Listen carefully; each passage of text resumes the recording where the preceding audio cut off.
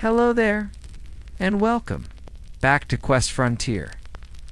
Tonight we invite you to step softly into the folds of time, not to the halls of kings or the thunder of war, but to a quiet year, strange year, a year when the world held its breath.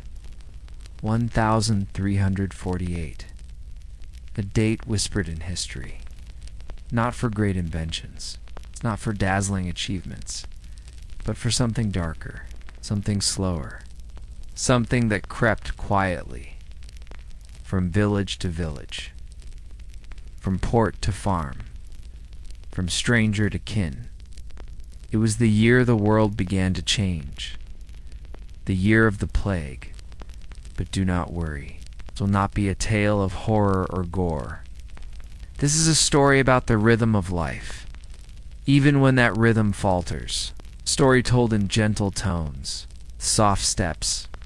Through a world struggling to understand what could not be seen, tonight you'll walk through the ordinary lives of people in 1348. You'll rise with them, tend to the hearth, wash in chilly streams, listen to distant bells. You'll meet one man whose quiet choices shaped the lives of many. You'll learn what people believed and how they tried to explain the inexplicable. And finally, you'll visit those who held power and those who held none. So settle in, let the noise of today fall away, and breathe in the air of another time. Time of incense and old wood, wet stone and whispering wind. A time when no one knew what was coming, but everyone felt it. Let's begin. Imagine yourself in the early spring of 1348. The sun is slow to rise. Its light falls in long, pale ribbons through the narrow windows of your home. A cottage of wattle and daub, nestled beside a field that will soon be green again. The air inside is cool, cooler than you'd like. Your breath hangs in the room like mist. The fire is low, but you can smell its memory from the night before. Charred wood, ash, the scent lingers in the thatch above. You rise from a straw-filled mattress. There's no glass in the window, just a wooden shutter, which creaks as you push it open. Outside, the village stirs slowly. Oh, smoke begins to rise from other roofs. A dog barks once, then stops. A rooster, more confident, repeats itself proudly. Your day begins not with a schedule, but with necessity. You pull on rough wool. It itches a little. The tunic was mended last week again. The patch is stiff, but it will hold. There is bread to slice. It's from yesterday. Of course, dark heavy. You dip it in a little ale, not to celebrate, just to soften it. In this world, people live with the seasons, with the soil and with each other. Sometimes too closely. You step outside. The ground is soft with early thaw. Mud clings to your boots. The path to the well is already marked by many feet. The village is quiet, but never silent. You can hear the blacksmith's hammer, distant and slow.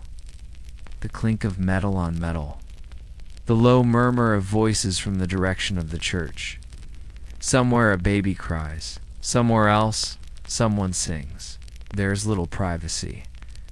But there is also little loneliness.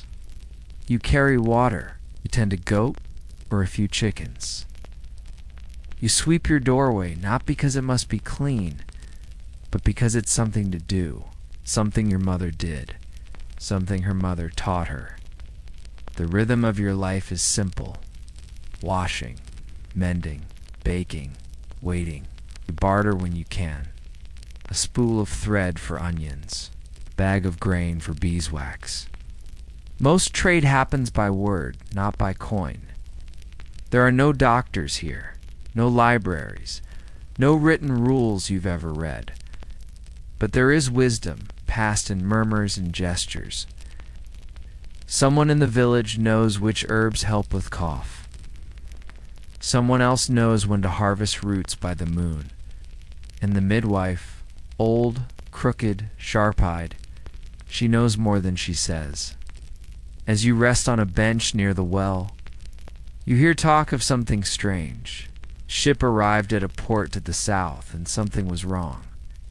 People say the crew never left the vessel, that they died aboard, but it sounds far away, like a tale meant to fill the silence. You nod. You say nothing. You brush crumbs from your tunic, and the sun continues its climb. That day, like so many others, will end with soup in a wooden bowl, the creak of a chair, and a candle stub burning just long enough to find your way to sleep. You don't know yet what's coming. No one does. But already the wind has shifted. Now imagine someone else. A man not born into comfort, but not into toil either. His name might have been Brother Thomas, or perhaps it was never written down at all. But he lived, we believe, somewhere in southern England, in a modest monastery built of flint and timber near the banks of a slow brown river.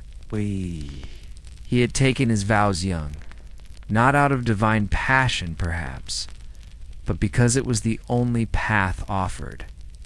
His family had too many mouths to feed, and the church at least gave you bread and a roof.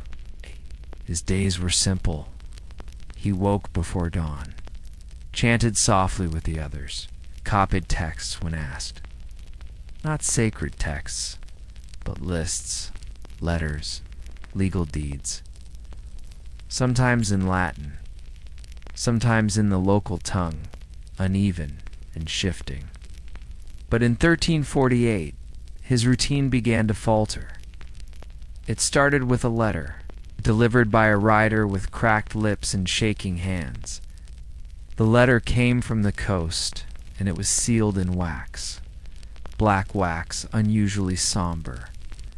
Brother Thomas read it twice. The words were careful, but something seeped between the lines. There had been deaths, rapid, unexplained, people collapsing in the streets. Clergy struck down while giving last rites. Letter asked for prayers and guidance. Thomas folded the parchment and stared at the wall for a long time. He wasn't a man of power, not a bishop, not a scholar, just a quiet man in a quiet place. But he had seen signs even before the letter.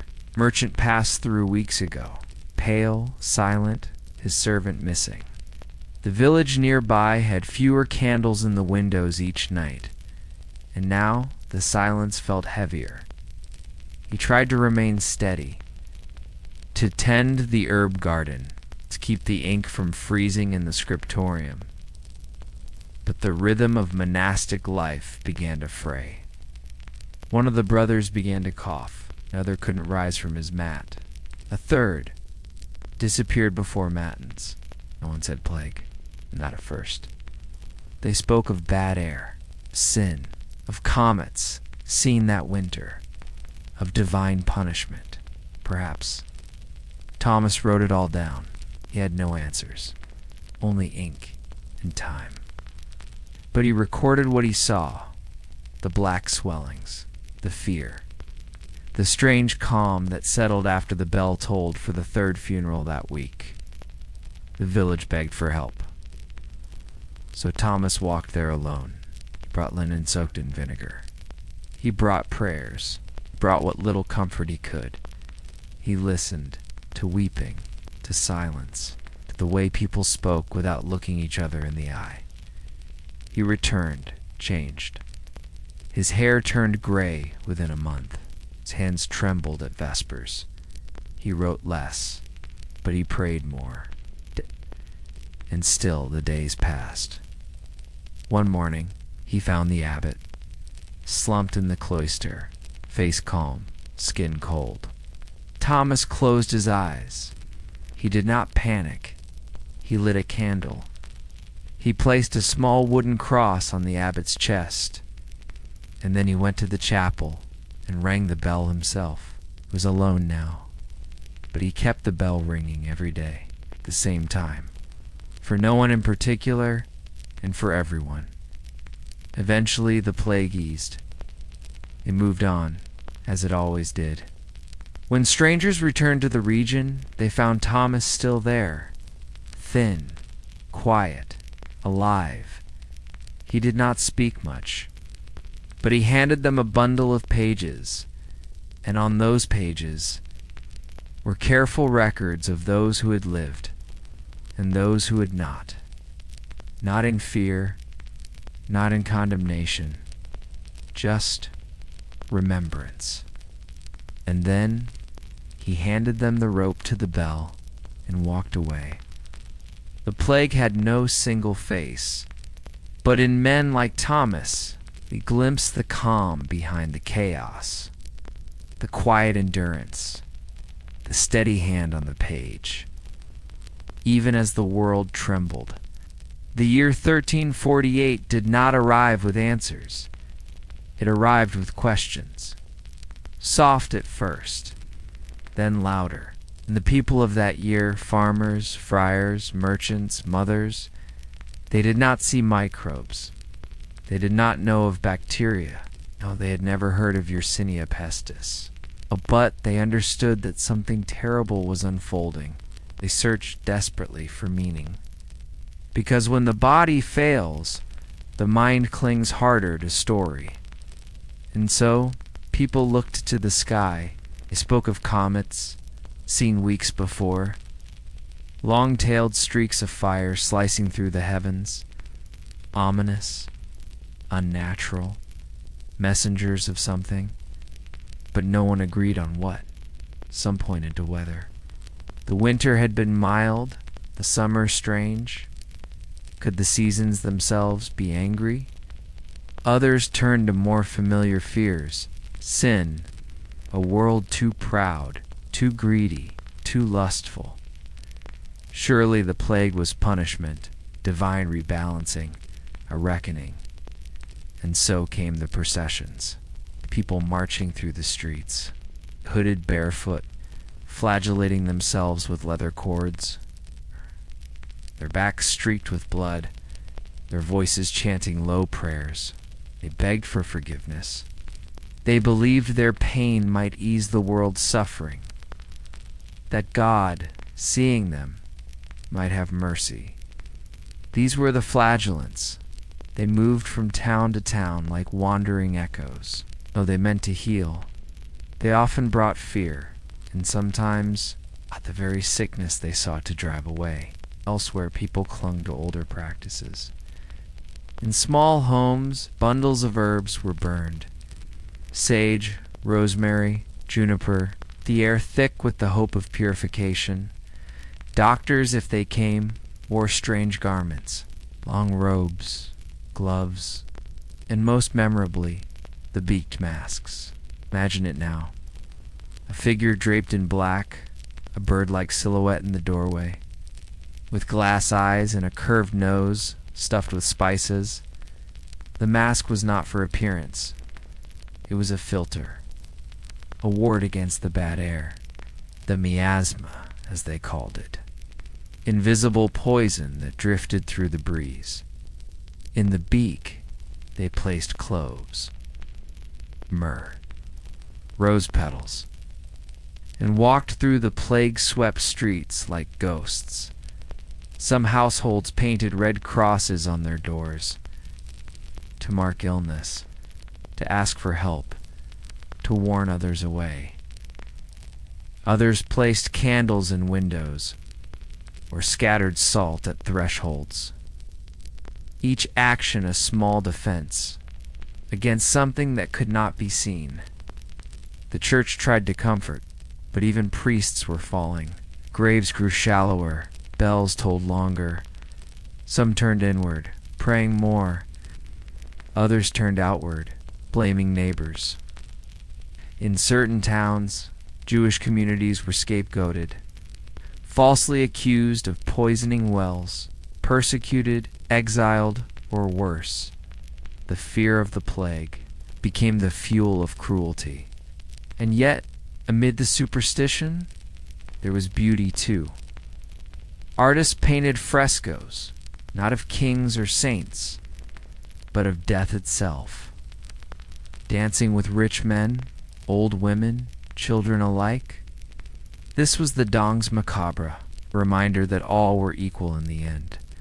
Some stories say the land itself changed, fields left unplowed, stones stacked for graves where sheep once grazed.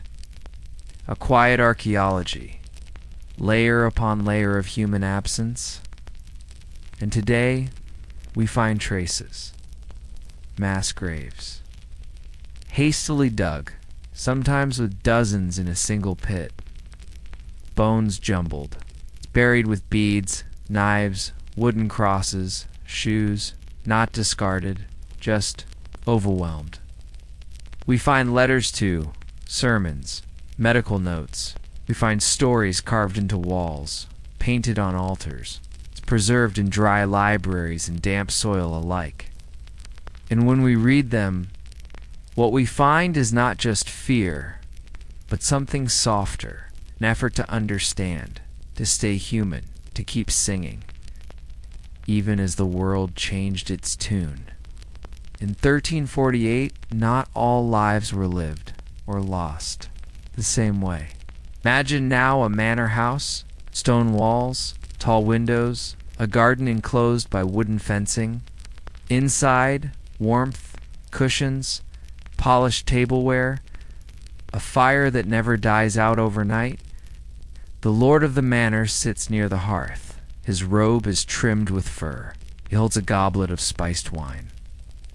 Outside, the fields stretch into the distance. Fields he owns, but does not till. And somewhere down the road, a woman coughs into a bundle of rags. She lives with 6 others in a single room. The fire there is weak. The bread is thinner, and no doctor has passed through in weeks. The plague did not care for titles, but the conditions of one's life could make all the difference. In cities, the poor were packed tightly, wooden homes stacked beside each other, alleyways narrow and damp, chamber pots emptied into the street, rats scurried beneath floorboards. A single infected flea could reach dozens in a day. Meanwhile, the wealthy had distance and options. Some fled early. 2 countryside estates, 2 private villas, 2 monasteries with higher walls. The famous Decameron, a book written just a few years later, imagines a group of nobles doing just that, leaving the city, telling stories in a garden while the world outside trembled. Not everyone could run, many stayed. Servants, bakers, carpenters, people who kept the cities alive, and many of them died unseen. Doctors, when hired by the wealthy, visited them first. They were paid in gold, in land, in promise, and sometimes, even then, it wasn't enough, because no amount of silver could always keep the fever away. Still, some protections remained: clean water, private rooms that hadn't been handled by many hands, the ability to lock a gate, and in times of crisis, those small comforts could mean survival. In villages, power was less defined. The local priest might be the only person who read Latin. The miller, the only one with access to grain. And so, new hierarchies appeared. Temporary, shifting, but real. There were also those who found opportunity, with so many gone. Landowners struggled to find labor. Fields lay fallow, grain rotted in storehouses, and suddenly, those who remained, the plowmen, the shepherds, the washerwomen, could ask for more pay, better treatment, or simply the right to move elsewhere. And some did. This was one quiet legacy of the plague, a reshaping of society, slow, uneven, but lasting. Even the church was not immune.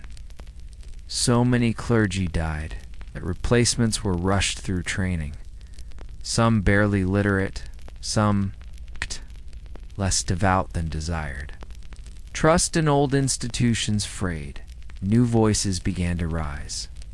Voices that asked, if God allowed this, what else might be questioned? But for many, life simply continued. One day at a time. One cough at a time. One burial at a time. The rich had more to shield them, but they also had more to lose. The poor had less, but were used to losing.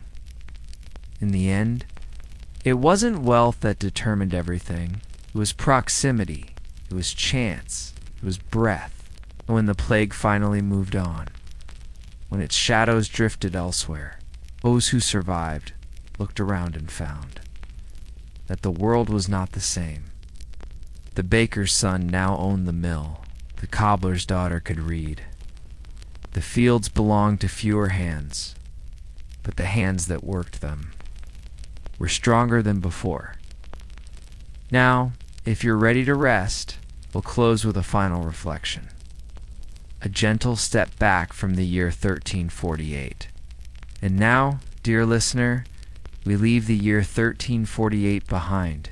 We walk away from the muddy paths, from the shuttered homes, from the quiet bells that once rang too often. We step out of the long shadows of that strange year and into the cool night of the present. You've seen how people lived, not in grand palaces, but in small cottages with dirt floors, where the fire was never quite enough. And yet, it was everything. You've heard the silence of a monk, alone in his monastery, writing with trembling hands. While the world outside whispered and waited, you felt the strange comfort of ritual. The herbs, the symbols, the prayers, all trying to make sense of something senseless. And you've watched from a quiet distance. As some rose, many fell. In a world where power could delay fate, but never deny it. 1348 was a year of endings, but also of beginnings. It was a season of questions, and silence was often the only answer. But even then, people fed their children. They lit candles. They laughed sometimes. They stitched torn tunics. They told stories. Because even in the face of the unknown, the rhythm of life does not stop. It slows. It shifts, but it continues. And so do we. Tonight, as you lie back, perhaps under a warm blanket, with a roof that holds back the rain, an air that is clean, water that flows with a twist of the hand. You are far from 1348, but the echoes remain in every shared story, in every record kept, in every act of care, no matter how small. So rest now, let the candle go out, let the year fade. The fields will bloom again, the bell will fall silent. Tomorrow you'll wake somewhere safe. Good night, sleep well, and may history, for a little while longer, watch over your dreams.